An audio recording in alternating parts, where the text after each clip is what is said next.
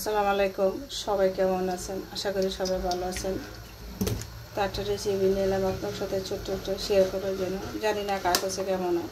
তো আজকে রান্না করবো দুপুরে কলা ভাজি আর মাংস রান্না করা ছিল, আর ওইটা শো করি নেই। আগে রান্না করা মাংস ছিল, ফ্রিজে রাখছিলাম কুরবানি মাংস। আমি কুরবানি মাংস ফ্রিজেও কাঁচাটা কম রাখি, তো আমি অনেকটি মাংস রান্না করে বক্সে মিলে রাখি, মাঝে মাঝে রান্না করি। তো ওইটা একটা রান্না গরম করে নিলাম। আর এখানে চিংড়ি মাছ দিয়ে কলা তরকারি রান্না করবো। পেঁয়াজটা বাজে গেছে, এখানে আদা রসুন আর হলুদের পাখি দিয়ে দিলাম। কলা তরকারি মিলে একটু হলুদটা বেশি লাগে, তারপর হলুদ হলে ভালো লাগে। কালকে বাড়ি গেছিলাম, এখানে ফেস্তা ছিল, তো বাড়িতে আসার সময় দোকান থেকে নিয়ে আসি। একটা ইন্ডিয়ার দোকান আছে, সব পাওয়া যায়। এখন চিংড়ি মাছটি দিয়ে দিলাম। এটি দেশের চিংড়ি মাছ, এই দেশের না, তো বেশি দিলাম না, কারণ চিংড়ি মাছ খাওয়ায় না। আমি দেশের চিংড়ি মাছ আমাদের কেমন লাগে, এই দেশেরটা খাই অভ্যাস। এই দেশের এক স্বাদ, আমাদের দেশের আরেক স্বাদ। মশলা কষানো হয়েছে, এখন আমি করলা দিয়ে দিলাম।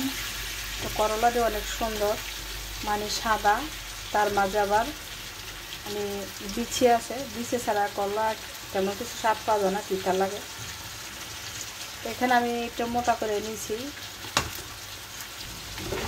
তো এখানে সামার আইলে তো কম বেশি পাওয়া যায় আপনার সবজি, শীতের দিন এলে পাওয়া যায় না। তাই আমি যখন বাসার জন্য নিয়ে আসি, তো অনেকটি কটা বেশি করে নিই আমি। তো অনেকটি নিয়ে আসলে তখন আমি 2 পিস খাই, 2 দিন রান্না করে, এরপর আমি বাকিটি ডিপোতে রাখি। শীতের দিনে যখন সবজি পাওয়া যায় না, তখন তখন খাই রান্না করে। আর গরমে এখনের সিজনের মধ্যে কম বেশি পামো, তবু ফ্রিজে বেশি রাখতে পারি না, কারণ ফ্রিজে আমার 2টা ফ্রিজ মাংস ভর্তি।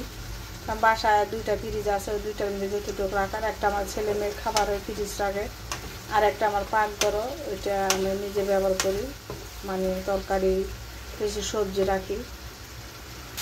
কি সুন্দর কালার আসছে, রঙটা অনেক সুন্দর।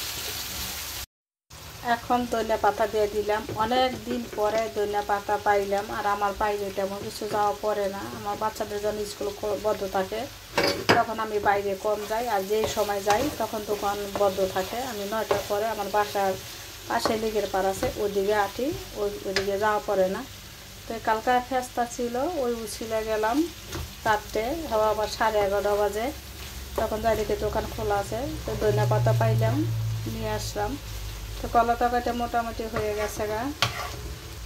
তো কলা তরকারিটা রান্নাটা শেষ। সবার কাছে কেমন হলো জানাইবেন। তো সবাই ভালো থাকবেন, সবসময় দোয়া করি সবার জন্য, পৃথিবীর সবাইকে নিয়ে ভালো থাকুক, এই কামনা করি।